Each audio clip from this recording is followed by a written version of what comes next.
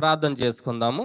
దయతో అందరూ కూడా తలలు వంచి ప్రార్థనలో ఏకీభవించినట్లయితే ప్రార్థన చేసుకుని వాక్యాన్ని ధ్యానించుకుందాం. పరిశుద్ధుడు అయిన పరలోకమందున్న మా తండ్రి, మీ పరిశుద్ధమైన నామమునకు స్తుతులు స్తోత్రములు చెల్లించుచున్నాము తండ్రి.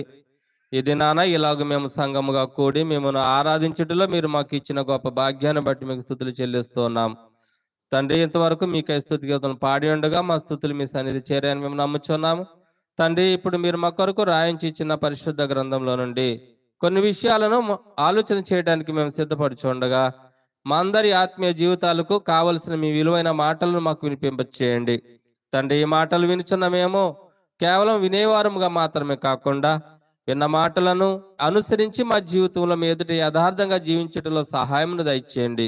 ఈ మాటలు వివరించుచున్న నాకును కావలసిన జ్ఞానమును వివేకమును మీ ఆత్మ సహాయమును దయచేయమని తండ్రి, మీ చిత్తాన్ని బట్టి సమస్తమును కూడా మేము జరిగించడంలో మాకు సహాయం దయచేయగలరని ఈ ప్రార్థన మీ కుమారుడైన యేసుక్రీస్తు వారి పేరట అడిగి వేడుకొంచున్నాం తండ్రి. ఆమేన్. ప్రభునందు ప్రియమైన వాళ్ళారా, ఈ దినాన మనము ఆలోచన చేసేటువంటి విషయంలో ధనము వలన కలిగేటువంటి గుడ్డితనము అనేటువంటి అంశాన్ని మనం ఆలోచన చేయబోతూ ఉన్నాం.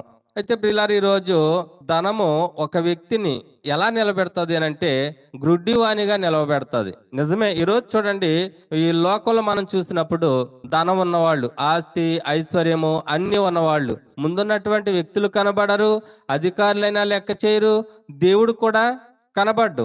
అంటే వారు భౌతికంగా గ్రుడ్డివారైపోతారు. అయితే ఈరోజు క్రైస్తవులమైనటువంటి మనం కూడా అదే ధనం వెనుక మనం పరిగెట్టినట్లయితే మనం కూడా ఏమైపోతాం? ఆత్మీయంగా గ్రుడ్డివారం అయిపోతాం. భౌతికంగా మనము ఎలాగో గ్రుడ్డివారిగా బ్రతుకుతున్నామో ఆత్మీయంగా చూడగలిగేటువంటి స్థితిని మనం కోల్పోయేటువంటి పరిస్థితి ఏర్పడుతుంది అనేటువంటి విషయం మనకి అర్థం కావాలి. ఆకాను అనేటువంటి ఒక వ్యక్తి, ఆయనకు కలిగినటువంటి గ్రుడ్డితనమును బట్టి పూర్తిగా ఇజ్రాయేలీల మీదకి శాపాన్ని తెచ్చి పెట్టుకున్నట్లుగా మనం చూస్తూ ఉంటాం. ఒక్కసారి మనము యెహోషువ గ్రంథం మనం చూడగలిగితే, యెహోషువ గ్రంథము 7వ అధ్యాయము 1వ వచనం మనం చూడగలిగితే, శపితమైన దాని విషయంలో ఇజ్రాయేలీలు తిరుగుబాటు చేసిరి. ఎట్లనగా యోధా గోత్రములో జెరహు మునిమనవుడును జబ్ది కుమారుడును కర్మీ కుమారుడునైన ఆకాను శపితము చేయబడిన దానిలో కొంత తీసుకొనెను. చూడండి, ఇక్కడ ఆకాను అనేటువంటి వ్యక్తి కలిగినటువంటి ఆ ఆత్మీయ గురుడితనాన్ని బట్టి దేవుని యొక్క కోపాన్ని పూర్తి ఇజ్రాయేలీల జనాంగం మీదకే వచ్చినట్లుగా మనము చూస్తూ ఉన్నాం. అంటే ఒక వ్యక్తి ధనం వెనుక లేక ఈ లోకంలో ఉన్నటువంటి వెండి బంగారం లేకపోతే వస్త్రాల వెనుక మనం పరుగులు పెడుతున్నట్లయితే మనం కూడా ఎలాగున్నట్లు? ఆత్మీయంగా మనము బలముగా, ఆత్మీయంగా మనము చూడగలిగేటువంటి స్థితిని కలిగి ఉన్న వారముగా మనం ఉండం. ఈరోజు చూడండి, క్రైస్తవ సమాజంలో కూడా చాలా మంది చేసేటువంటి ఆ తప్పు ఏంటి అని అంటే ధనం వెనుక పరిగెడుతూ ఉంటారు, ధనం వెనుక పరిగెడుతూ ఉంటారు. ధనం ధనం అని అంటూ ఆ ధనం వెనుక పరిగెడుతూ ఆత్మీయంగా చూడలేనటువంటి స్థితిలోనికి వెళ్ళిపోతున్నారు. అంటే గుడ్డివారిగా మారిపోతూ ఉన్నారు. ఈరోజు గుడ్డివారిగా మారిపోయినటువంటి అనేక మంది మన సమాజంలో మన కళ్ళ ముందు కనబడుతూ ఉన్నారు. అయితే ప్రియులారా, ఈ ఆకాను కూడా ధనాన్ని ఆశించి, వెండిని ఆశించి, బంగారాన్ని ఆశించి, వస్త్రాలను ఆశించి ఆయన ఎలా అయిపోయాడునంటే ఆత్మీయంగా గుడ్డితనము కలిగి దేవుని యొక్క కార్యాలు చూడలేని వానిగా, దేవునిని చూడలేని వానిగా, దేవుని యొక్క మాటలు లక్ష్య పెట్టలేని వానిగా మారిపోయినట్లుగా మనం చూస్తా ఉన్నాం. అందును బట్టి దేవుని యొక్క కోపము ఇజ్రాయేలీల మీద ఏమైంది? రగులుకుంది. అయితే ప్రియులారా, మనం 18వ వచనం మనం చూడగలిగితే ఆయన ఏమంటూ ఉన్నారో, అతడు అతని ఇంటి పురుషులను వరుసను దగ్గరకు రప్పించినప్పుడు యోధా గోత్రంలో జెరహు ముని మనవుడు జబ్ది మనవుడును కర్మీ కుమారుడునైన ఆకాను పట్టబడెను. దేవుని ఎదుట అసలు ఆయనకి కోపం పుట్టించే అంత పాపాన్ని కలిగి ఉన్న వారు ఎవరని ఆలోచన చేస్తే ఎవరు పట్టబడ్డారంట? ఆకాను పట్టబడ్డాడు. ఇక్కడ ఎప్పుడైతే ఆయన పట్టబడ్డాడో యెహోషువ గారు ఒకటే మాట అంటూ ఉన్నారు. ఆయన ఏమంటున్నారు మనం చూడగలిగితే 19వ వచనం, అప్పుడు యెహోషువ ఆకానుతో, నా కుమారుడా, ఇజ్రాయేలు దేవుడైన యెహోవాకు మహిమను చెల్లించి ఆయన ఎదుట ఒప్పుకొని నీవు చేసిన దానిని మరుగు చేయక నాకు తెలుపుమని నిన్ను వేడుకొనుచున్నానని చెప్పగా, ఎప్పుడైతే నాకు తెలియజేయవయ్యా, నువ్వేం చేస్తావు, అసలు ఎందుకు ఇలా చేశావు, దేవుని ఎదుట ఇలాగ చేయవలసినటువంటి అవసరం ఏమిటి అనేటువంటి విషయాన్ని ఆయన అడుగుచు ఆయన్ని నువ్వు ఒప్పుకో, ఇజ్రాయేలు దేవుడైన యెహోవా ఎదుట ఏం చేయాలి, నువ్వు ఒప్పుకోమని అడిగినప్పుడు ఆకాను అంటున్నాడు 20వ వచనము యెహోషువతో, ఇజ్రాయేలీల దేవుడైన యెహోవాకు విరోధంగా నేను పాపము చేసి తిని, నేను చేశాను అది నిజము అని ఒప్పుకుంటూ ఉన్నాడు. 21వ వచనంలో చూసినట్లయితే, దోపుడు సొమ్ములో ఒక మంచి షేనారు పై వస్త్రమును, ఇక్కడ దేన్ని ఆశించాడు, షేనారు పై వస్త్రమును, 200 తులముల వెండిని, 50 తులముల ఎత్తుగల ఒక బంగారు కమ్మిని నేను చూసి వాటిని ఆశించి తీసుకొంటిని. అదిగో నా డేరా మధ్య అవి భూమిలో దాచబడి ఉన్నవి, ఆ వెండి దాని క్రింద ఉన్నదని ఉత్తరమిచ్చి తాను చేసినదంతయు కూడా ఒప్పుకున్నాడు. ఇక్కడ మనం ఆలోచన చేయగలిగితే ఆయన దేన్ని ఆశించాడు, వస్త్రాన్ని ఆశించినట్లుగా చూస్తా ఉన్నాం, వెండిని ఆశించినట్లుగా చూస్తా ఉన్నాం, బంగారాన్ని ఆశించినట్లుగా చూస్తా ఉన్నాం. చూడండి, ఇక్కడ ఈ వెండి బంగారాన్ని ఆశించి ఆయన ఏమైపోయాడనంటే ఆత్మీయంగా గుడ్డివాడైపోయాడు. దేవుని చూడలేనటువంటి స్థితి, అంటే దేవుని చూడలేనటువంటి స్థితి అనంటే దేవునికి భయపడుతున్నాడా, లేదు. కనుకనే ఆయన ఏమైపోయాడనంటే ఈ లోకాన్ని ప్రేమించి ఈ లోకంలో ఉన్నటువంటి ఆ ధనం కొరకు, ఐశ్వర్యం కొరకు పరుగులు పెట్టడము మొదలుపెట్టాడు. అందును బట్టి ఇజ్రాయేలీల మీదకి ఏమొచ్చింది, దేవుని యొక్క కోపం అనేది వచ్చినట్లుగా మనం చూస్తా ఉన్నాం. అయితే ఇక్కడ ఆశించినటువంటి ఈ ఆకాను, లేక తాను ఏ బంగారము వెండి కొరకు వస్త్రాల కొరకు పరుగులు పెట్టాడో ఆ ఆకాను, దాన్ని దోచుకొనడానికి పరుగులు పెట్టాడో ఆ ఆకాను తన ప్రాణాన్ని రక్షించుకోగలిగాడా? చూడండి, ఇక్కడ 25వ వచనంలో మనం చూడగలిగితే ఆయనకి కలిగిన సమస్తాన్ని కూడా పట్టుకుని వచ్చి ఆయన ఏమంటున్నారంటే, అప్పుడు యెహోషువ, నీవేళ మమ్మను బాధపరిచితివి, నేడు యెహోవా నిన్ను బాధపరిచిననగా ఇజ్రాయేల్ అందరూ వారిని రాళ్లతో చావగొట్టిరి. తన ప్రాణాన్ని రక్షించుకోగలిగాడా? ఆ షేనారు వస్త్రాన్ని ఆశించి ప్రాణాన్ని రక్షించుకున్నాడా? ఆ వెండిని ఆశించి ప్రాణాన్ని రక్షించుకున్నారా? ఆ బంగారాన్ని ఆశించి ప్రాణాన్ని రక్షించుకోగలిగాడు అంటే రక్షించుకోలేకపోయాడు. ఇక్కడ మనం ఆలోచన చేయగలిగితే ఆకాను పూర్తిగా దేవుని ఎదుట గ్రుడ్డితనము కలిగి ఉన్నట్లుగా మనకు కనబడుతూ ఉంది. ఎందుకనంటే ఆయన ఆత్మీయంగా గ్రుడ్డివాడైపోయాడు. చూడండి, ఈరోజు నీవు నేను కూడా ఎప్పుడైతే ఆత్మీయంగా మనం గ్రుడ్డివారం అయిపోతామో, మనం మనోనేత్రాలతో దేవుని యొక్క వాక్కును గాని ఆయనను గాని మనం చూడలేని వారముగా, ఆయనను గ్రహించలేని వారముగా ఉంటామో, దేవుని యొక్క ఉగ్రతకు లోనగునట్లుగా మన జీవితాలు ఉంటాయి అనేటువంటి విషయం మనకు అర్థం కావాలి. చూడండి, ఈరోజు నీవు నేను కూడా ఈ ఆకాను ఎలాగైతే ఆశించి లోకం వైపు చూచాడో, ఆయన మనోనేత్రాలు మూసుకొని భౌతికమైన వాటిని చూశాడో, అప్పుడు దేవుని నుండి శిక్షణ పొందినట్లుగా మనం చూస్తా ఉన్నాం. ఈరోజు నీవు నేను కూడా మనము గ్రుడ్డివారముగా ఉండి మనం కూడా భౌతికమైన వాటిని భౌతికమైన కళ్ళతో చూస్తూ వాటినే నీవు నేను ఆశించే వారంగా ఉంటున్నామేమో ఒక్కసారి మళ్ళీ మనము ఆలోచన చేసుకోవాలి. చూడండి, శపితమైన దానిలో ఏది కూడా తీసుకోకూడదు. ఏమండి, వెండి బంగారం ఇవన్నీ కూడా శపితమైనవి ఎలా అవుతాయండి అని. నిజంగా ఈరోజు ఒక బంగారం చైన్ దొంగతనం చేశారు, అది ఆశీర్వాదం అని చెప్తారా? వద్దు అన్నదాన్ని, శపితమైన దాన్ని మీరు తీసుకోవద్దు అన్నదాన్ని ఆకాన్ ఏం చేశాడు? దొంగిలించాడు. అంటే దేన్ని చూస్తూ ఉన్నాడు అంటే వెండిని బంగారాన్ని ఆ వస్త్రాలనే చూస్తూ ఉన్నాడు, కానీ దేవుని చూడలేకపోయాడు. దేవుని చూసేటువంటి కన్నులు మూసుకొని అంధుడుగా మారిపోయి దేవుని నుండి శిక్షను కొని తెచ్చుకున్నట్లుగా మనం చూస్తా ఉన్నాం. ఈరోజు నీవు నేను కూడా దేవుని పక్కన పెట్టి అదే వెండి కోసము, అదే బంగారం కోసము, లేక ధనం కోసమో, లేక వస్త్రాల కోసమో మనకి ఈ లోకం వైపు చూసి మనం కూడా ఆశించి అవి కూడా నేను కలిగి ఉండాలని వాటి వెనుక పరుగులు పెడుతూ ఆత్మీయంగా మనం కూడా గ్రుడ్డివారం అయిపోతున్నామేమో ఒక్కసారి మనం ఏం చేయాలి? పరీక్షించుకోవాలి. ఎందుకు అనంటే ఒకవేళ నీవు నేను కూడా గ్రుడ్డివారంగా మారిపోతే నీవు నేను కూడా శిక్షణ పొందేటువంటి ఒక రోజు ఉంది. అది ఖచ్చితంగా ఆ రోజు మనం శిక్షణ పొందవలసినటువంటి పరిస్థితి ఏర్పడుతుంది అనేటువంటి విషయం నీవు నేను కూడా గ్రహించాలని ప్రేమతో తెలియజేస్తున్నాను. వెండిని బంగారాన్ని వస్త్రాలు ఆశించినటువంటి మరొక వ్యక్తి ఉన్నారు బైబిల్ గ్రంథంలో. ఎవరైనా? గెహాజీ. తీసుకోవద్దు అన్నదాన్ని ఎలీషా గారి దగ్గర ఉన్నటువంటి శిష్యుడైన గెహాజీ తీసుకోవడానికి పరిగెట్టాడు. నిజంగా అంత వెండి అంత బంగారాన్ని సంపాదించాలి అని అంటే మనకి ఎంత సమయం పడుతుంది? కనీసం ఆయన తెచ్చినటువంటి వస్త్రాన్ని మన జీవితంలో మనం బతికెట్టుకుని కొనుక్కోగలుగుతామా అనేటువంటి ఆలోచన వచ్చింది. ఈ రోజు కూడా చాలా మంది ఏం ఆలోచన చేస్తారంటే, ఎవరైనా ఏదైనా ఇస్తున్నారని అంటే వాటి కొరకు మనం ఎంత సమయాన్ని వెచ్చిస్తాం, ఎంత దూరమైనా వెళ్తాం. నిజంగా ఊరికి వస్తుంది కదా, మనం బ్రతికెట్టుకుని సంపాదించాలంటే సంపాదించగలుగుతామని అంటారా? అంటారు అలాగు. ఎందుకు అనంటే చూడండి, ఇక్కడ ఎలీషా సేవకుడైనటువంటి గెహాజీ ఆయన ఆలోచన ఎలా ఉందో ఒకసారి మనం చూడగలిగితే, రాజుల 2వ గ్రంథము 5వ అధ్యాయం 14వ వచనము. ఎప్పుడైతే ఎలీషా గారు నయమానుకి తెలియజేశారో, యార్దాను నదికి వెళ్ళి 7 మారులు మునిగి శుద్ధుడు కమ్మని ఎప్పుడైతే తెలియజేశారో, పసిపిల్ల దేహంలో అయిపోయినటువంటి ఆ నయమాను ఆశ్చర్యపోయాడు. నిజంగా ఆశ్చర్యపడిపోయి ఆయన ఏం చేస్తున్నాడు అంటే కానుకలు తెచ్చి ఎలీషా గారికి ఇవ్వాలని అనుకున్నాడు. ఆయన అయితే పుచ్చుకోలేదు. అయితే ఆయన పుచ్చుకోవడానికి మనసు లేదు అనేటువంటి ఆలోచన కలిగినటువంటి ఎలీషా యొక్క సేవకుడైనటువంటి గెహాజీ ఏం చేస్తున్నాడు మనం ఒకసారి చూడగలిగితే 20వ వచనం నుండి మనం చూసినప్పుడు, అంతట దైవజనుడైన ఎలీషాకు సేవకుడగు గెహాజీ సిరియనుడైన ఈ నయమాను తీసుకుని వచ్చిన వాటిని అంగీకరించుటకు నా యజమానికి మనసు లేకపోయిను గాని యెహోవా జీవము తోడు. చూడండి ఏమంటున్నాడు, యెహోవా జీవము తోడు. చేసేదే దేవునికి వ్యతిరేకంగా, మరలా ఎవరి జీవం తోడు?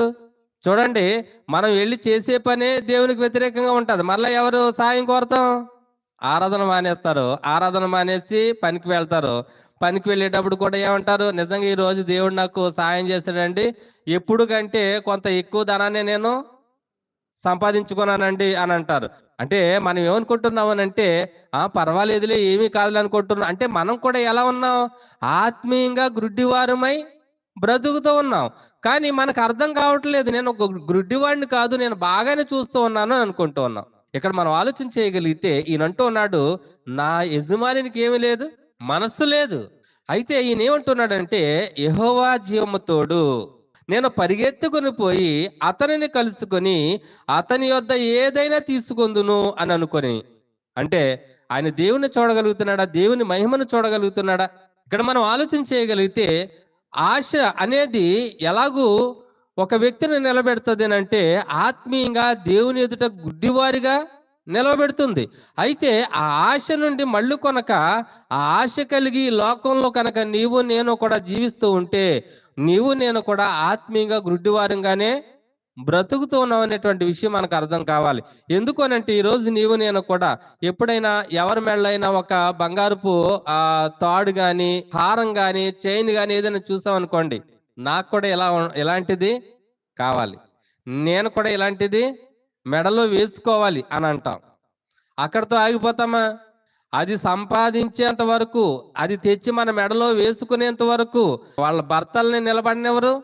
ఆ బంగారాన్ని ఎప్పుడు నేను కొనుక్కుంటాను, ఆ ఆహారాన్ని ఎప్పుడు నేను కొనుక్కుంటాను, ఆ హారం తెచ్చుకుని ఎప్పుడు నా మెడలో వేసుకుంటాను అనేటువంటి ఆలోచనతోనే ఉంటారు. కానీ ఆత్మీయంగా దేవుని చూడగలిగేటువంటి కన్నులతో దేవుడు నాకు మంచి జీవితాన్ని ఇచ్చారు, ఈ జీవితంలో దేవునికి విధేయత చూపుతూ బ్రతికి ఆయన ఇచ్చినటువంటి ఆయుష్కాలను ముగించుకుంటే నేను చాలా ధన్యుడను అని అనుకునే వాళ్ళు ఎంతమంది ఉంటారు?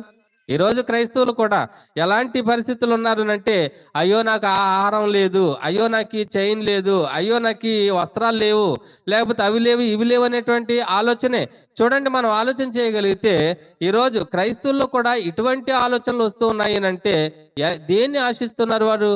దేవుణ్ణి ఆశిస్తూ ఉన్నారా? దేవుని యందు ఆశ కలిగిన వారుగా ఉన్నారా? లోకం వైపు చూసి లోకంలో ఉన్న దాన్ని ఆశిస్తూ ఉన్నారా? ఈరోజు మనం ఆలోచన చేయగలిగితే మనకున్న దానితో నేను తృప్తిగా నేను దేవుని ఎదుట యథార్థంగా బ్రతికితే చాలు అని అనుకునేటువంటి క్రైస్తవులు ఈరోజు ఎంతమంది ఉన్నారు? ఎంతమంది సేవకులు ఉన్నారు? ఈరోజు మనం ఆలోచన చేయగలిగితే చూడండి, మనం కూడా ఏం చేస్తున్నామంటే లోకం వైపు చూసి లోకంలో ఉన్నటువంటి ధనాన్ని ఆశించి, వెండిని ఆశించి, బంగారాన్ని ఆశించి మనము దేవునికి దూరం అయిపోయి ఆత్మీయంగా గురుడితనంతో బ్రతుకుతూ ఉన్నాం. తప్పు అనేటువంటి విషయము మనకు అర్థమవుతుంది అంటే అర్థం కాదు. ఎందుకనంటే ఆత్మీయంగా మనం గురుడివారం అయిపోయాం. ఆ బంగారపు ఆ హారాన్ని కొనుక్కుని నా మెడలో వేసుకుంటే తప్పేముంది? ఇది దేవుడు ఇవ్వకుండా వచ్చింది ఏంటని చెప్పి ఆయన మాట్లాడే వాళ్ళు కూడా ఉంటారు. దాని వెనకే వారి ప్రయాస అంతా కూడా ఉంటుంది. అంటే దేవుడిని ఎంతవరకు పట్టించుకోగలుగుతారు? ఈరోజు దేవుని సేవ చేస్తున్నటువంటి అనేక మంది సేవకుల్లో కూడా ఈ ధనాపేక్ష కలిగి వారు చేసేటువంటి ఆ సేవని ఏం చేస్తున్నారంటే మార్చేస్తూ ఉన్నారు. చేయవలసిన రీతిగా సేవ చేయటం లేదు. ఈరోజు మనం ఆలోచన చేయగలిగితే యూట్యూబ్ ఛానల్ తెరిస్తే క్రైస్తవ సమాజంలో ఉన్నటువంటి బాబాలు కనబడుతూ ఉన్నారు. మీకు ఇది జరుగుతుంది, అది జరుగుతుంది అని చెప్పేటువంటి బాబాలు కనబడుతున్నారు. చూడండి, ఈరోజు మనం ఆలోచన చేయగలిగితే క్రైస్తవులు కూడా బాబాలా మారిపోతే, క్రైస్తవులు కూడా ఈ లోకాన్ని ఆశించేవారుగా మారిపోతే, క్రైస్తవులు కూడా ఈ లోకాన్ని కోరుకునేవారుగా మారిపోతే, ఇక దేవుని కొరకు జీవించేవారుగా ఎవరు ఉంటారు? దేవుని కొరకు జీవింపజేసేవారుగా ఎవరు ఉండగలుగుతారు? ఒక వీడియో చూసాను నేను. నేగల జాషువా అనేటువంటి ఒక సేవకుడు నంద్యాల, ఆయన యాక్సిడెంట్లో ఒక 25 లక్షల కారు ఏదో పోయిందని మరొక కారు తెచ్చుకున్నాడు, 50 లక్షలు సంథింగ్ ఎంతోని. అయితే ఆ కారు ఇది దేవుడు నాకు ఇచ్చాడు అని, మంచిదే దేవుడు నీకు ఇచ్చాడు, స్వార్థ కొరకు వినియోగించడం కొరకు నీకు ఇచ్చిన సామర్థ్యాన్ని బట్టి నువ్వు తీసుకున్నావు. ఇప్పుడు ఆ కారు తెచ్చి ఎక్కడ పెట్టాడు? మీటింగ్ జరుగుతున్నటువంటి ప్లేస్లో ఒక కారు నిలబెట్టాడు. దాని ఖరీదు సుమారుగా 50 లక్షల అబోవ్. అయితే ఇక్కడ ఆ పక్కనే ఒక బుల్లెట్ నిలబెట్టాడు. ముందున్నటువంటి వారందరికీ ఆయన చెప్పేటువంటి సువార్త ఏంటి? ఈ కారు, ఇంకెంతసేపు ఆ కారు గురించి చెప్తూ ఉన్నాడు. దాన్ని తొడటానికి కూడా నాకు అర్హత లేదు, అలాంటిది నాకు కారు ఇచ్చాడు దేవుడు, మంచిదే. ఈ కారు దాని యొక్క ఆ హోందాతనము అది ఇది అని చెప్తూ దాని గురించి మాట్లాడుతున్నాడు. అంటే ముందున్నటువంటి వారందరూ కూడా దేవుడు నీకు అప్పగింపబడినటువంటి ఆత్మలు, వారందరి సమయం కూడా దేవుడు నీకు అప్పగించారు. కానీ ఆ సమయంలో నీవు ఏం చెప్పాలి వాళ్ళకి? మీ జీవితంలో మార్పు చేసుకోవాల్సి ఉంటే మార్పు చేసుకోండి, మీ జీవితము దేవుని ఎదుట ఎలా ఉందో మిమ్మల్ని మీరు పరీక్షించుకోండి అని అడగవలసినటువంటి సేవకులే ఏం చేస్తా ఉన్నారు అంటే, రాబోయే దినాల్లో చచ్చేలోపు నేను ఫ్లైట్ నిలబెడతాను ఇదే స్థలంలో అంటూ ఉన్నాడు ఆయన. అర్థమవుతుందా ఏం మాట్లాడుతున్నారు? అర్థమవుతుందా ఎలాంటి సేవ చేస్తున్నారు? గెహాజీ లాంటి సేవ కాదా ఇది? గెహాజీ లాంటి ఆలోచన కాదా ఇది? గెహాజీ లాగే ఈ లోకం వైపు చూసి ఆత్మీయ గుడ్డితనాన్ని కలిగి ఈరోజు మనం ఏం మాట్లాడుతున్నామో అర్థం కావటం లేదు.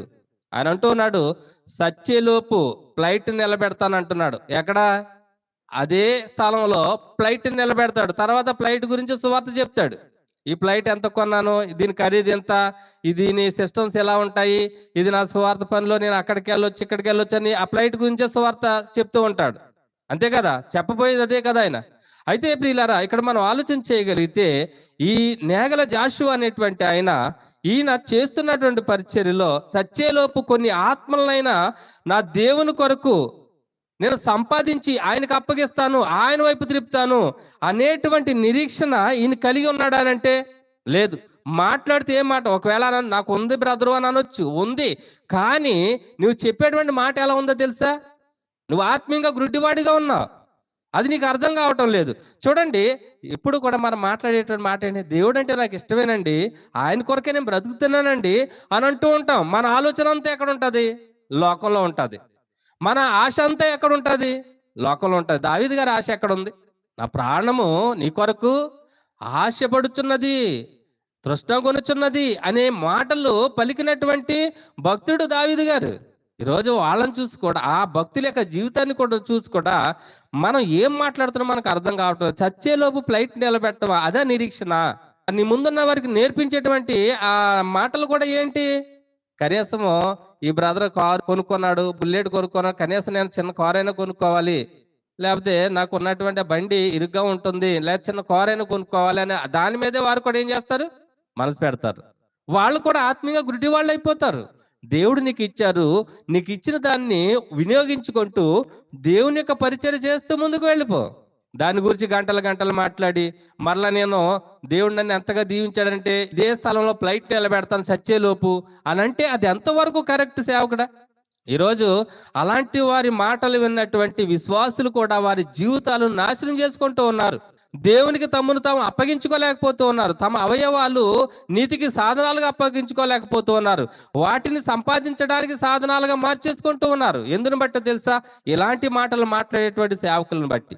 ఈరోజు మనం ఆలోచన చేయగలిగితే గెహాజీ అలాగైతే నయమాను వదిలించుకున్నటువంటి కుష్టిని అంటించుకోవడానికి నయమాను వెనక పరుగులు పెట్టారో, ఈరోజు నీవు నేను కూడా లోకంలో ఉన్నటువంటి వారు ఎటువంటి పాపంలో ఉన్నారో అదే పాపాన్ని అంటించుకోవడానికి నీవు నేను కూడా లోకం వైపు పరుగులు పెడుతున్నాము అనేటువంటి విషయాన్ని మర్చిపోయి ఆత్మీయంగా మనం ఎలా ఉన్నాము అని అంటే గుడ్డివారంగా బ్రతుకుతున్నాం. ఖచ్చితంగా దేవుని నుండి శిక్ష అనేది కలగబోతుంది. ఎందుకు అనంటే చూడండి, నీవు నేను చేసినటువంటి తప్పిదమ్మును బట్టి దేవుడు క్షమించే పరిస్థితి ఉంటుందా? చూడండి, ఎప్పుడైతే మనము ఈ లోకంలో దేవుడు నీకు నాకు ఏదైతే ఇచ్చారో దాని యందు తృప్తి కలిగి ఆయన మాటకు లోబడి జీవిస్తే అంతకంటే గొప్ప దీవెన ఏది కూడా ఈ భూమి మీద నీకు నాకు లేదు. ఈరోజు వీటిని మనము మర్చిపోయాం. ఈ రోజున మనం మర్చిపోయి జీవిస్తున్నాం. ఈరోజు చూడండి, చాలా మంది సేవకులు ఎలా అయిపోయారంటే సెలబ్రిటీ లాగా మారిపోయారు. ఈరోజు సెలబ్రిటీలు ఎలాగైతే కారుల్లో తిరగాలి, బంగ్లాల్లో ఉండాలి, ఇలాగ ఉండాలి, అలాగ ఉండాలి అని అనుకుంటూ ఉన్నారు, సూటు బూట్ వేసుకుని. అలాగే సేవకులు కూడా ఆలోచనలు మారిపోయాయి. అంటే ఈరోజు సేవకుల యొక్క ఆలోచనలు లోకం వైపు వెళ్ళిపోతే వారి ముందున్నటువంటి విశ్వాసుల యొక్క ఆలోచనలు ఎక్కడుంటాయి? లోకం వైపే చూస్తారు. లోకం వైపు చూసి తమ ఆత్మలను నిత్య నాశనానికి నడిపించుకుంటారు. ఎందుకు అని అంటే చూడండి, ఇక్కడ గెహాజీ కూడా ఎలీషా తీసుకోవడానికి మనసు లేనటువంటి వాటిని తీసుకోవడానికి పరుగులు పెట్టినటువంటి వాడు గెహాజీ. అలాంటి గెహాజీ లాంటి మనసు కలిగినటువంటి సేవకులు ఉన్నారు క్రైస్తవంలో. పైకి ఏమని చెప్తారు అని అంటే, మేము దేవుని సేవ చేస్తున్నాం అండి, దేవుడు మాకు ఇచ్చినటువంటి పరిచయం అండి, ఇది పిలుపండి ఇది అని చెప్పేవాళ్ళు ఉన్నారు. అంటే ఈరోజు మనం ఏం ఆలోచన చేస్తున్నాం అని అంటే, ఈరోజు లోకం వైపు చూస్తా ఉన్నాం, లోకంలో ఉన్నదాన్ని కోరుతూ ఉన్నాం. ఈరోజు ధనం వైపు పరిగెడుతున్నాం. ధనము నిన్ను నన్ను కూడా ఏం చేస్తుందో తెలుసా? ఆత్మీయంగా గుడ్డివానిగా చేస్తుంది. గుడ్డివానిగా చేసి ఎక్కడ నిలబెడుతుందో తెలుసా? నిత్యము మండుచున్న అగ్నిగుండంలో నిలబెడుతుంది. చూడండి, ఇక్కడ మనం ఆలోచన చేయగలిగితే గెహాజీ అంటూ ఉన్నాడు, యెహోవా జీవముతోడు నేను పరిగెత్తుకొని పోయి అతనిని కలుసుకుని అతని యొద్ద ఏదైనా తీసుకుందునని అనుకుని 21వ వచనము, నయమానును కలుసుకునేటకై పోవుచుండగా నయమాను తన వెనుక నుండి పరుగున వచ్చుచున్న వారిని చూచి తన రథం మీద నుండి దిగి వారిని ఎదుర్కొని క్షేమమా అని అడిగాను. అతడు క్షేమమే అని చెప్పి 22వ వచనము, నాయనా నా యజమానుడు నా చేత వర్తమానం పంపి ప్రవక్తల శిష్యుల్లో ఇద్దరు ఎఫ్రాయిము మన్యము నుండి నా యొద్దకు ఇప్పుడే వచ్చిరి గనుక నీవు వారి కొరకు 2 మనుగుల వెండియు, ఏం కావాలని అడుగుతున్నాడు? ఆయన ఇస్తానన్నది కదా, ఏదైనా ఇమ్మన్నారని అని చెప్పట్లేదు. ఏమని చెప్తున్నాడు? నీవు వారి కొరకు 2 మనుగుల వెండియు 2 దుస్తుల బట్టలను దయచేయమని సెలవిచ్చుచున్నాడు. నేను అందుకు నయమాను, నీకు అనుకూలమైతే రెట్టింపు వెండిని తీసుకొనమని బతిమాలి 2 సంచులలో 4 మనుగుల వెండి కట్టి 2 దుస్తుల బట్టలు ఇచ్చి తన పనివారితో 2 మీద వాటిని వేయగా వారు గెహాజీ ముందర వాటిని మోసుకుని పోయిరి. చూడండి, ఇక్కడ మనం ఆలోచన చేయగలిగితే ఆ వెండిని తీసుకున్నాడు, ఆ వస్త్రాలను తీసుకున్నాడు. అసలు ఆయనకు అవసరం ఏంటంటే ఆ వెండి వస్త్రాలు? ఏం చేసుకుంటాడు ఆయన? అసలు నేను దేవుని కొరకు బ్రతకాలి, దేవునికి సేవ చేసుకోవాలి అని ఒక ప్రవక్త దగ్గరకు వచ్చి ఆ ప్రవక్త దగ్గర ఆయన సేవ చేస్తూ ఉన్నాడు. దేవుని యొక్క పరిచర్యలో ఆయన పాలు పంచుకుంటూ ముందుకు వెళ్ళిపోతూ ఉన్నాడు. ఆయన అవసరాలు తీరుతున్నాయా అంటే ఖచ్చితంగా తీరుతూ ఉన్నాయి. దేవుడు ఎప్పుడు కూడా లోటు చేసేవాడు కాదు. కానీ నాకెక్కడ తక్కువైపోద్దో, నా జీవితంలో భవిష్యత్తులో ఎప్పుడైనా ఏ ఆపద వచ్చేద్దో అని ముందుగానే మనం ఏం చేస్తాం? అప్పటి కొరకు ఆలోచన చేస్తాం. కానీ ఈ భూమిని దాటిన తర్వాత నా ఆత్మకు జరగబోయేది ఏంటి? ఈ భూమిని దాటిన తర్వాత నా ఆత్మ ఎలాంటి పరిస్థితుల్లోనికి వెళ్ళిపోబోతోంది? నా ఆత్మకు కలిగేటువంటి శిక్ష ఏంటి? లేక నా ఆత్మకు కలిగేటువంటి మేలేంటి? నిత్య జీవానికి వెళ్తానా, నిత్య నరకాగ్ని గుండానికి వెళ్తానా అని భవిష్యత్తు కొరకు ఆలోచన చేసుకునే వారు ఎంతమంది ఉన్నారు ఈరోజు క్రైస్తవంలో? ఈరోజు సేవకులు కానీ విశ్వాసులైన వారు కానీ ఎంతమంది ఈరోజు మనకి క్రైస్తవ సమాజంలో కనబడుతూ ఉన్నారు? ఈ లోకానికి వేరుగా బ్రతికి ఆత్మీయ నేత్రాలను వెలిగించుకుని దేవుని కొరకు బ్రతకాలనేటువంటి ఆలోచనతో ఎంతమంది ఉన్నారు? ఈరోజు గెహాజీ వలె సేవకులు మారిపోయారు, విశ్వాసులు మారిపోయారు, వారి జీవితాలు మారిపోయాయి. అందును బట్టి వారికి మేలు కలుగుతుందంటే అది ఖచ్చితంగా మేలు కలిగేటువంటి పరిస్థితిని కోల్పోయేటువంటి స్థితిలో ఉన్నారనేటువంటి విషయము అర్థం కావాలి. చూడండి, ఎప్పుడైతే ఈయన ఇవన్నీ కూడా తీసుకుని వస్తూ ఉన్నాడో 25వ వచనం మనం చూసినట్లయితే, అతడు లోపలికి పోయి తన యజమానిని ముందర నిలవగా ఎలీషా వానిని చూసి, గెహాజీ నీవెచ్చటి నుండి వచ్చితివని అడిగినందుకు వాడు, నీ దాసుడునైనా నేను ఎచ్చటికి పోలేదనెను. ఆశించాడు, అబద్ధం ఆడాడు. అది కూడా ఎవరి తోడని చెప్పారు? యెహోవా జీవం తోడు. ఆశలో ఏముంది? అబద్ధం అంటే పాపానికి దారి తీస్తుంది. చూడండి, ఈరోజు మనం ఆలోచన చేయగలిగితే క్రైస్తవ సమాజంలో కూడా ఎన్నో అబద్ధ బోధలు చేసి విశ్వాసుల దగ్గర నుండి వారి ధనాన్ని తీసుకొని ఆ ధనాన్ని ఏం చేస్తున్నారంటే వారి విలాసాలకు ఖర్చు పెడుతూ ఉన్నారు.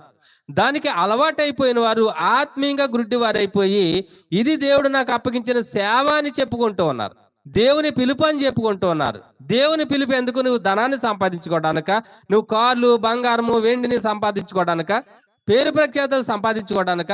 ఈరోజు మనం ఆలోచన చేయగలిగితే చూడండి, ఇక్కడ గెహాజీ కూడా ఏమంటూ ఉన్నాడు అంటే, నీ దాసుడని నేను ఎక్కడికి వెళ్ళలేదు అని అంటూ ఉన్నాడు. ఈరోజు కూడా క్రైస్తవులు చెప్పేటువంటి విషయం ఏంటంటే, నేను ఎక్కడికి వెళ్ళలేదండి, నేను ఎక్కడికి వెళ్ళినా కానీ దేవుని నేను మర్చిపోనండి, నేను ప్రార్థన చేసుకుంటానండి. అంటే ఆరాధనకు రాలేకపోయాను కానీ నేనైతే ప్రార్థన చేసుకున్నానండి అంటారు. ఏదైనా మీటింగ్ ఉంది, మీటింగ్ ఏర్పాటు చేస్తాం, లేదంటే చిన్న పని పడిందండి వెళ్ళిపోయాను. దేవుడు అంటే నాకు చాలా ఇష్టం అండి, అసలు దేవుడు నేను వదిలిపెట్టానండి. కానీ అక్కడ కొంచెం తప్పదు కనుక దేవుడు తెలుసు కదండి అంతాని. అంటే ఎవరి మీద పెడతాం? మనం వెళ్ళిపోయేదే దేవునికి దూరంగా, మళ్ళీ ఎవరి మీద పెడతాం? దేవునికి తెలుసు కదా నేను ఎందుకు వెళ్ళానో తెలుసు ఆయనకి. గెహాజీ ఎందుకు వెళ్ళాడో తెలుసు, నీవు నేను ఎందుకు వెళ్తున్నావో తెలుసు, అన్నీ తెలుసు ఆయనకి. మరలా మనం అంటాం ఆయనకి తెలుసు కదండి అని అంటూ ఉంటాం. చూడండి, ఇక్కడ మనం ఆలోచన చేయగలిగితే గెహాజీ అంటున్నాడు, నీ దాసుడనైనా నేను ఎచ్చటికిని పోలేదా నేను. అందుకు ఎలీషా గారు అంటూ ఉన్నారు, అంతటి ఎలీషా వానితో, ఆ మనుషుడు తన రథము దిగి నిన్ను ఎదుర్కొనుటకు తిరిగి వచ్చినప్పుడు నా మనసు నీతో కూడా రాలేదా? నా మనసు నీతో కూడా రాలేదా అంటున్నాడు. ఏంటి ఆయన మనసు? ఆయన వద్ద తీసుకోవడానికి ఏం లేదు. నా యజమానునికి మనస్సు లేదు. నా మనసు ఏంటో నువ్వు ఆలోచించావా లేదా? నా మనసు నీతో ఉందా లేదా? తీసుకోవడానికి నాకు మనసు లేదు. కానీ నీ మనసు ఏం చేసింది అంటే ఆశించింది, తీసుకోవాలని కోరుకుంది. నా మనసు నీతో ఉన్నప్పటికీ కూడా తీసుకోకూడదు, ఆశించకూడదు, అబద్ధం చెప్పకూడదు అని నా మనసు నీతో ఉన్నప్పటికీ కూడా ఏం చేసావు? నువ్వు తీసుకున్నావు, అబద్ధమాడావు, ఆశించావు, దాన్ని తీసుకున్నావు. అందుకే అంటున్నాడు, నా మనసు నీతో కూడా రాలేదా అని అంటున్నాడు. అని ఆయన ఏమంటున్నాడు అంటే, ద్రవ్యమును, వస్త్రములను, ఒలివ చెట్ల తోటలను, ద్రాక్ష తోటలను, గొర్రెలను, ఎడ్లను, దాసదాసీలను సంపాదించుకున్నటకు ఇది సమయమా? ఈరోజు క్రైస్తవులు గాని, సేవకులు గాని, దేవుడు నాకు ఇచ్చినటువంటి ఈ ఆయుష్ కాలంలో నేను ఏదో ఒకటి చేసేయాలని అనుకుంటున్నారు. ఏదో ఒకటి చేసేయాలని దేవుని కొరకు ఆత్మలు సంపాదించలేకపోతూ ఉన్నారు. దేవుని కొరకు యథార్థంగా జీవించగలిగేటువంటి విశ్వాస జీవితాలను నిలబెట్టలేకపోతూ ఉన్నారు. వీరు కూడా ఏమైపోతున్నారంటే లోకం వైపు పరుగులు పెట్టి, లోకంలో ఉన్నదాన్ని ఆశించి, నేను చచ్చేలోపు ఫ్లైట్ నిలబెట్టాలి, నేను చచ్చేలోపు బంగారాన్ని మెడలో వేసుకోవాలి, నేను చచ్చేలోపు నేను బంగ్లా కట్టాలి, నేను చచ్చేలోపు ఇవన్నీ కూడా నేను చేసేయాలి అని అనుకుంటున్నారు. కానీ నేను చనిపోయే లోపు నా ఆత్మను ఒక క్షేమకరమైనటువంటి స్థితిలోనికి నడిపించుకోవడానికి నన్ను నేను జాగ్రత్త పడాలి అని ఎంతమంది ఆలోచన కలిగి ఉన్నారు? అలా చెప్పేటువంటి సేవకులు ఎంతమంది ఉన్నారు? ఈరోజు అబద్ధాలు చెప్పి, అబద్ధ బోధలు చేసి, విశ్వాస జీవితాలను మోసం చేసి, వారి మీద ధనాన్ని సంపాదించుకుని విలాసాల బ్రతుకుతూ ఉన్నారు. అయితే ఆ బ్రతుకుతూ కూడా ఆత్మీయంగా గ్రుడ్డివారైపోయి కూడా ప్రతి వారికి కూడా ఒక్కొక్క పిలుపు ఉంటుంది. అందరి పిలుపు ఒకే రీతిగా ఉండదని అంటున్నారు. చూడండి, అందరి పిలుపు ఒకే రీతిగా ఉండదు అని అంటే ఇక్కడ వీళ్ళు ఏం చెప్తారు అంటే, ప్రవచించే వరము, అద్భుతాలు చేసే వరము, స్వస్థపరిచే వరము, అవన్నీ ఎక్కడ? సంఘంలోనే. ఒకే సంఘంలో, ఒక సంఘంలో అద్భుతాలు చేసేవారము, ఒక సంఘంలో స్వస్థత వరము, ఒక సంఘంలో ప్రవచనాలు చెప్పేవారము. అలా కాదు, సంఘ క్షేమాభివృద్ధి కొరకు ఇవ్వబడినటువంటి వరాలు అవి. ప్రతి సంఘంలో కూడా దేవుడు ఇస్తాడు. ఆ వరాలు పట్టుకుని మరలా ఇది నాకు ప్రత్యేకమైన పరిచర్య, ఇది మరలా దేవుడు నాకు ఇలాగ ప్రేరేపించాడు, దేవుడు పిలుపు ఇది నా కొరకు అని అబద్ధాలు చెప్పుకొని గెహాజీ వల్లే బ్రతుకుతూ ఉన్నావు. నీకు అర్థమవుతుందో లేదో? వారిని చూసినటువంటి విశ్వాస జీవితాలు మిమ్మల్ని మీరు మోసపుచ్చుకుంటున్నారు. మీకు అర్థమవుతుందో లేదో? ఈరోజు ఈ విషయం నీకు నాకు కూడా అర్థమైనట్లయితే, ఈరోజు నీవు నేను కూడా దేవుని ఎదుట ఎలాంటి జీవితాన్ని కలిగి ఉన్నాను?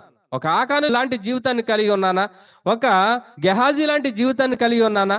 ఈరోజు నిజంగా నీవు నేను కూడా ఇది సంపాదించుకోవాలి, అది సంపాదించుకోవాలి, ఇది కూడగట్టుకోవాలి, అది కూడగట్టుకోవాలి అనే ఆశ నీకు కలిగి ఉంది అని అంటే, ఉద్యోగం ఉన్నా లేకపోయినా నా దేవుని నేను విడిచిపెట్టను అనేటువంటి స్థితి నీకు ఉందా? దేవుని నేను కలిగి ఉన్నాను అనే సంతోషం ఎంతమందికి ఉన్నది?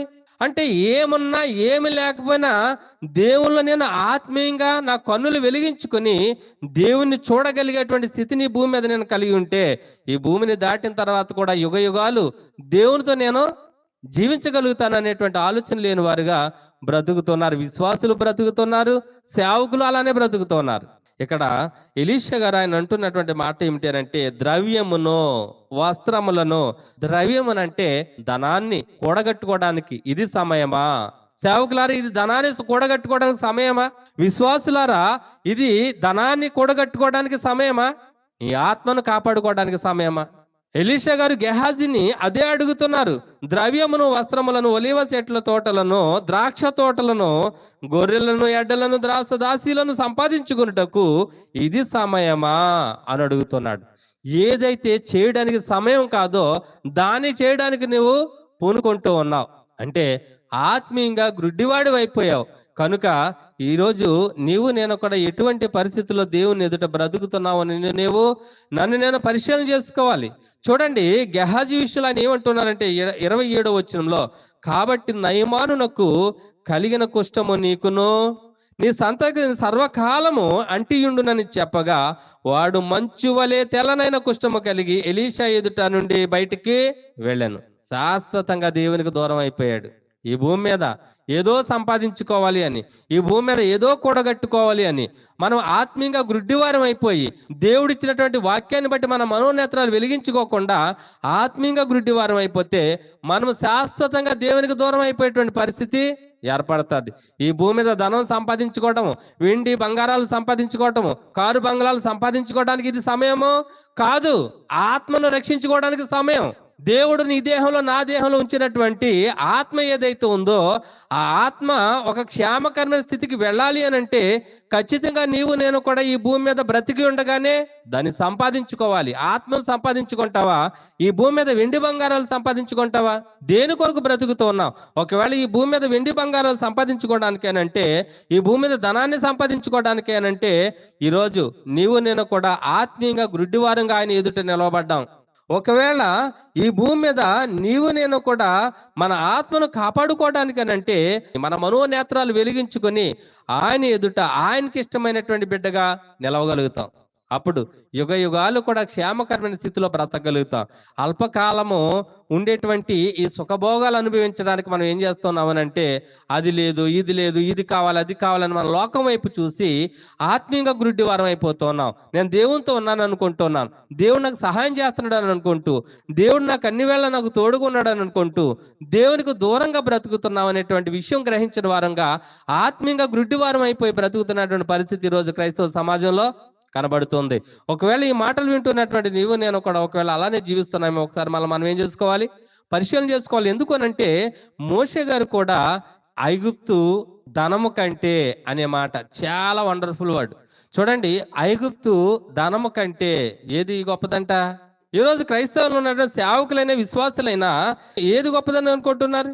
మోషే గారు అంటున్నారు, విశ్వాసమును బట్టి ఐగుప్తు ధనము కంటే క్రీస్తు విషయమైన నింద గొప్ప భాగ్యము అని అన్నాడు.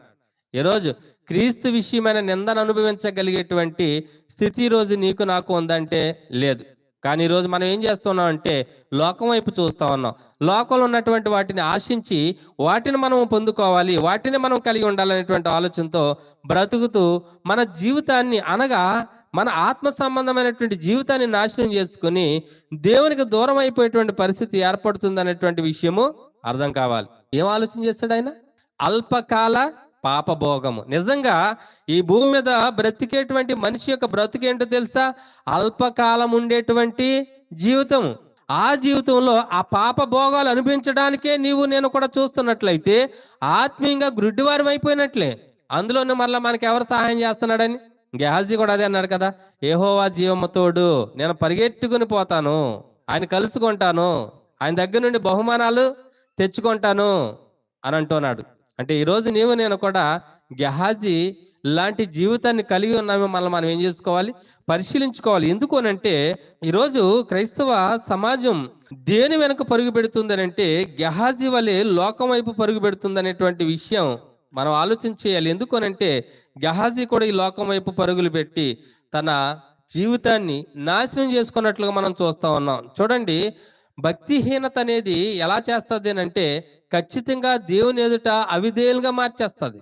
అంటే ఆత్మీయ గుడ్డితనాన్ని కలుగు చేస్తుంది. భక్తిహీనత అనేది ఎప్పుడైతే మనలోనికి వస్తుందో ఆత్మీయంగా మనం గుడ్డివారం అయిపోతాం. దేవుని చూడలేము, దేవుని సంగతులను గ్రహించలేము. పైగా మనం ఏమనుకుంటామనంటే దేవుడు నాకు తోడుగా ఉన్నాడు, నన్ను ఎప్పుడు కూడా కాపాడుతూ ఉన్నాడు, నాకు ఏ భయము లేదు, నేను భయపడినాను అంటారు. చూడండి, స్టేటస్లో మనం వాక్యాలు పెడుతుంటాం కదా, ఆ వాక్యాలన్నీ కూడా ఇప్పుడు దీవెన వచనాలే ఉంటాయి. దేవుడు నిన్ను ఆశీర్వదిస్తాడు, నీకు కలిగిన దాన్ని ఆశీర్వదిస్తాడు, నువ్వు అడుగు పెట్టిన చోటల్లా దీవిస్తాడు, నీకు మేలు కలుగుతుంది, నీ ఇంటికి మేలు కలుగుతుంది, లేకపోతే నీ బిడ్డలను దీవించబోతున్నాడు. ఇలాంటి వాక్యాలన్నీ మనకు కనబడతాయి స్టేటస్లో. మనం కూడా వాటిని చూసినప్పుడు వాటిని పెట్టుకోవడానికి ఇష్టపడతాం. యెహోవా ఆశీర్వాదము ఐశ్వర్యం ఇచ్చును అనే వాక్యం పెడతారు. అంతేగాని నువ్వు దేవుని సన్నిధికి పోయినప్పుడు నీ ప్రవర్తన జాగ్రత్తగా చూచుకొనుము అని పెడతారా? అంటే దేవుని ఎదుట మన ప్రవర్తన అనేది సరి చేసుకోవాలి. అంతేకాదు ఆయన ఏమంటున్నారంటే, బుద్ధిహీనులు అర్పించినట్లుగా బలర్పించుట కంటే సమీపించి ఆలకించుట శ్రేష్టము. ఆయనకి దగ్గరగా ఉండి ఆయన మాటలు ఆలకించి మన మనోనేత్రాలు వెలిగించుకోవటము శ్రేష్టము. దానికంటే గొప్ప దీవెన ఏది కూడా ఉండదు. అందువలన మన ప్రవర్తన అనేది సరి చేసుకోగలుగుతాం. ఈరోజు మన ప్రవర్తన సరి చేసుకోకుండా దేవుడు నాకు తోడుగా ఉన్నాడు, నీడగా ఉన్నాడు, ఏ దిగులు లేదు, ఏ బాధ లేదు, ఏ ఇబ్బంది లేదు, ఏ ఇరుకు లేదు, ఏ శోధన లేదు, ఇవే చెప్పుకుంటూ మనం బ్రతికేస్తున్నాం. కానీ దేవుని ఎదుట నేను గుడ్డివానిగా బ్రతుకుతున్నానేమో అనేటువంటి ఆలోచన లేని వారంగా ఈరోజు క్రైస్తవ సమాజం అనేది ఉంది. ఈరోజు ఈ మాటలు వింటున్నటువంటి నీవు నేను కూడా ఎలా ఉంటున్నామో ఒకసారి మనం ఆలోచన చేసుకోవాలి. సామెతల గ్రంథం ఒకసారి మనం ఆలోచన చేయగలిగితే, ధనము అనేది మనకు మేలు కలుగు చేయలేదు, ఎప్పటికీ మేలు కలుగు చేయలేదు.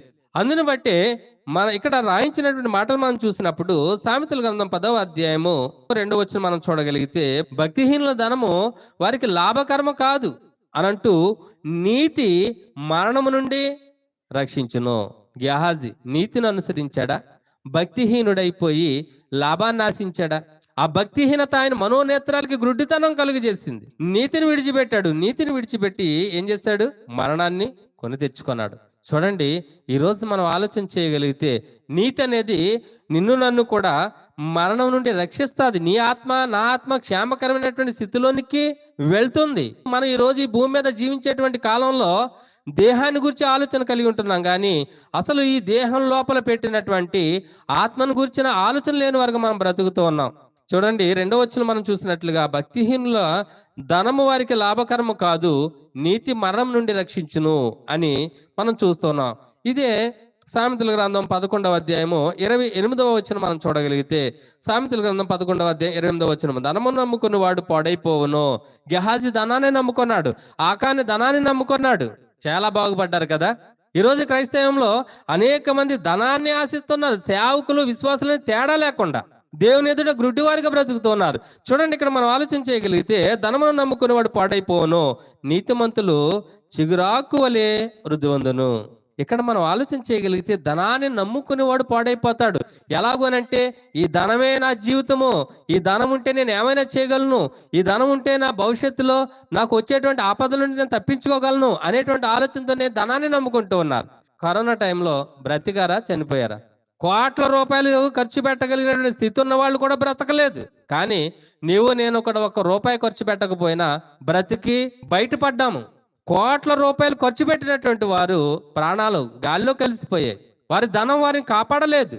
కానీ నీవు నేను 1 రూపాయి ఖర్చు పెట్టకపోయినా ఈరోజు దేవుని సన్నిధిలో ఉన్నాము అని అంటే నిజంగా దేవుడిచ్చినటువంటి దయ, ఆయన దయ వల్ల నీవు నేను ఉన్నాం. కానీ ఈరోజు నీవు నేను కూడా అదే ధనం వైపు పరిగెట్టినట్లయితే, అదే ధనాన్ని ఆశించినట్లయితే, ఆ ధనాన్ని మనం నమ్ముకున్నట్లయితే, ఆ ధనము మనల్ని ఏం చేయదు? కాపాడదు. అది మనకి లాభకరం కాదు. నీతి అయితే మరణం నుండి ఏం చేస్తుంది? తప్పిస్తుంది అని అంటూ చూడండి, ఇక్కడ 28వ వచనం మనం చదువుకున్నాం కదా, ధనమును నమ్ముకుని వాడు పాడైపోవును. అదే మనల్ని కాపాడుతుందని మనం దాన్నే నమ్ముకుంటే ఖచ్చితంగా మనము పాడైపోతాం. ఎలా పాడైపోతాం అని అంటే, ధనాన్ని నమ్ముకుని పాడైపోయినాడు ఎవడున్నాడండి అని అనొచ్చు. నిజంగా ఈ భూమి మీద అయితే మనం పాడైపోము, మన ఆత్మ పాడైపోద్ది. ఆత్మీయంగా మనం గుడ్డివారం అయిపోతాం.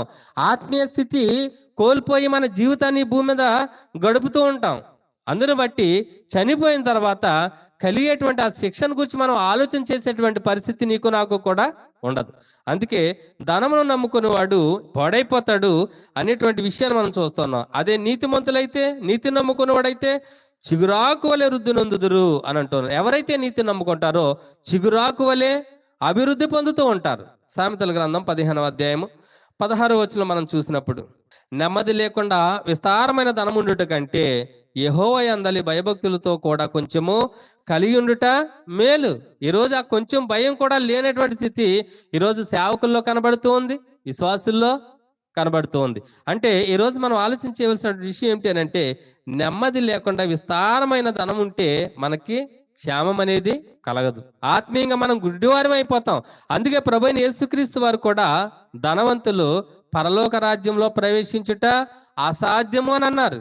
ఎందుకు అనంటే వారి మనసంతా నీ ధనం ఎక్కడుండునో నీ మనస్సు అక్కడే ఉండును అని అన్నారు. ఇదే సామెతల గ్రంథము 21వ అధ్యాయము 6వ వచనం మనం చూడగలిగితే, అబద్ధములాడి ధనము సంపాదించుకొనుట ఊపిరితో సాటి, దానిని కోరువారు మరణము కోరుకొందరు. గెహాజీ ఏం చేస్తాడు? అబద్ధం ఆడాడు. దేని కొరకు? అదే ధనం కొరకు. ఆయన ఏం చేస్తాడు? అబద్ధం ఆడాడు. దేవుని ఎదుట అబద్ధం ఆడాడు. దేవుని ఎదుట నేను బాగానే ఉన్నాను అనుకుంటూ ఉన్నాడు. కానీ ఆయన గ్రుడ్డివాడు అయిపోయాడు అనేటువంటి విషయం ఆయనకి అర్థం కాలేదు. ఆ గ్రుడ్డితనము ఆయన్ని నాశనం చేసింది అనేటువంటి విషయం ఆయనకి అర్థము కాలేదు. ఒకవేళ ఈ భూమి మీద ఉండగా పట్టబడకపోయినా ఎక్కడ పట్టబడతామో తెలుసా? ఈ భూమిని దాటిన తర్వాత దేవుని చట్టం ఒకటి ఉంది. ఆ చట్టానికి మనం పట్టబడతాం. ఆ తీర్పు, దేవుని తీర్పులోనికి మనం వెళ్ళిపోతాం అనేటువంటి విషయాన్ని మనం మర్చిపోకూడదు ప్రియులారా. ఎందుకు అనంటే, ధనమును నమ్ముకొనుట మన ఊపిరితో సాటి. మన ఊపిరి అంటే మన ప్రాణాన్ని కోల్పోవటం, మరణాన్ని కలిగి ఉండటం. కనుక ప్రియులారా, ఈరోజు మనం ఆలోచన చేయగలిగితే గెహాజీ వలె మనము ఈ లోకం వైపు చూస్తున్నామేమో, లేక ఆకాను వలె మనము ఈ లోకాన్ని ఆశిస్తూ ఉన్నామేమో, ఈ లోకాన్ని ఆశించి మన ప్రాణాలు కోల్పోయేటువంటి ఆ శిక్షను మనం కొని తెచ్చుకునేటువంటి పరిస్థితి మనకి ఉండకూడదు అని అంటే, ఖచ్చితంగా దేవుడు మనకి ఇచ్చినటువంటి ఆ వాక్యాన్ని బట్టి మన మనోనేత్రాలు ఏం చేయాలి? వెలిగించుకోవాలి. మన మనోనేత్రాలు వెలిగించుకుంటేనే కానీ మనకు మేలనేది కలగదు. ఈ లోకాన్ని ప్రేమించి ఈ లోకం వైపు చూసి మనం ఏం చేస్తున్నామనంటే, మరలా దేవుడు నాకు తోడుగా ఉన్నాడు, ఆయన నన్ను చెయ్యి విడవడు, నన్ను ఎన్నడు విడవడు, ఎడబాయడు అని చెప్పుకుంటూ ఉన్నాం. ఈరోజు నీవు నేను కూడా ఆలోచన చేయగలిగితే మనల్ని మనం ఏం చేసుకుంటూ ఉన్నాం? నాశనం చేసుకునేటువంటి పరిస్థితి ఏర్పడుతుంది. మన చేతులతోనే మనల్ని మనం ఏం చేసుకుంటూ ఉన్నాం? మన నోటితోటే మనల్ని మనం ఏం చేసుకుంటూ ఉన్నాం? నాశనం చేసుకుంటూ ఉన్నాం. ఒక ఆకానులా, ఒక గెహాజీలా ఈరోజు నీవు నేను కూడా ఆత్మీయంగా గుడ్డివారం అయిపోతే దేవుని స్వరూపే ఉన్నటువంటి క్రీస్తు యొక్క మహిమ నీకు నాకు కూడా కనబడదు. అదే అంటున్నారు చూడండి, కొరింథీయులకు రాసినటువంటి పత్రిక, కొరింథీయులకు రాసిన 2వ పత్రిక 4వ అధ్యాయము 4వ వచనం, దేవుని స్వరూపే ఉన్న క్రీస్తు మహిమను కనపరుచు సువార్త ప్రకాశము వారికి ప్రకాశింపకుండు నిమిత్తము ఈ యుగ సంబంధమైన దేవత అవిశ్వాసులైన వారి మనోనేత్రములకు గ్రుడ్డితనము కలుగజేసెను. అవిశ్వాసులు ఎవరు అని అంటే, ధనం వెనక పరిగెట్టేవారు. మేము విశ్వాసులమని చెప్పుకుంటూ, మేము దేవుని యొక్క సేవకులమని చెప్పుకుంటూ ధనం వెనక పరిగెట్టేవారు అవిశ్వాస జీవితాన్ని గడుపుతూ ఉన్నారు. ఎందుకు అనంటే, వారి మనోనేత్రాలను వెలిగించుకోలేదు. వారి మనోనేత్రాలకు ఏమి కలిగింది అంటే, గ్రుడ్డితనం కలిగింది. ఈ లోకం వైపు పరిగెడుతున్నారు. ఈ లోకంలో ఏదో సంపాదించాలని ఆతురపడుతూ ఉన్నారు. అందుకే ప్రభువైన యేసుక్రీస్తు వారు అంటున్నటువంటి ఒక మాట, మత్తయి సువార్త 16వ అధ్యాయము 26వ వచనం మనం చూడగలిగితే, ఒక మనుష్యుడు లోకమంతయు సంపాదించుకొని తన ప్రాణమును పోగొట్టుకుంటే అతనికి ఏమి ప్రయోజనము? అతని జీవితానికి ఏమి లాభమో, అతని ప్రాణానికి ఏమి లాభమో అని అంటూ ఉన్నారు. ఈరోజు మనం అనుకుంటూ ఉన్నాం, ఈరోజు ఈ లోకాన్ని సంపాదించుకుంటే మనకు లాభము, ప్రయోజనం అని అనుకుంటున్నాం. అందుకే అప్పుడప్పుడు మనం మాట్లాడుతూ ఉంటాం, మరీ అంత ఇదిగా ఉండకూడదండి, కొంచెం వాళ్ళని కూడా చూడాలి కదండి అంటూ ఉంటాం. వాళ్ళు కూడా ఏదో కొంచెం చెప్తారు, వాళ్ళకి గమ్మున మనం ఏదో ఏం చేస్తారు, కోపగించుకుంటారు కదండి, దూరం అయిపోతారు, మనం దూరం చేసుకోకూడదు కదండి అని మనం వాళ్ళ మార్గంలోకి వెళ్ళిపోతాం. అబద్ధం ఆడే వాళ్ళతో అబద్ధం ఆడతాం, అసభ్య కార్యాలు జరిగించే వారితో అసభ్య కార్యాలు జరిగిస్తాం, ఈ ధనాపేక్ష కలిగి జీవించే వారితో ధనాపేక్ష కలిగి జీవిస్తాం. అదే ఈ లోకాశల్లో మనం కూరుకుపోయి ఆత్మీయ గుడ్డివారం అయిపోయి దేవునికి దూరం అయిపోయినట్లుగా చేస్తూ ఉంది అనేటువంటి విషయాన్ని మనము గ్రహించలేక పైగా ఏం చెప్పుకుంటూ ఉంటామనంటే, దేవుడు నాకు తోడుగా ఉన్నాడు, నేను భయపడను, నాకు దిగులు కలగదు, ఆయన నన్ను ఎప్పుడు కూడా విడవడు, ఎడబాయడు, ఆయన నా చేయి పట్టుకుని నడిపిస్తాడు అని చెప్పుకుంటూ ఉన్నాం. కానీ ఈరోజు నేను దేవుని ఎదుట ఆత్మీయంగా నా మనోనేత్రాలు వెలిగించుకొని ఆయన్ని చూడగలిగేటువంటి స్థితి కలిగి ఉన్నానా లేదా అనేటువంటి విషయాన్ని గ్రహించలేకపోతున్నాం. ఒక ఆకానులా, ఒక గెహాజీలా. ఆకాను, గెహాజీ ఈ లోకాన్ని సంపాదించుకోవాలని పరుగులు పెట్టారు.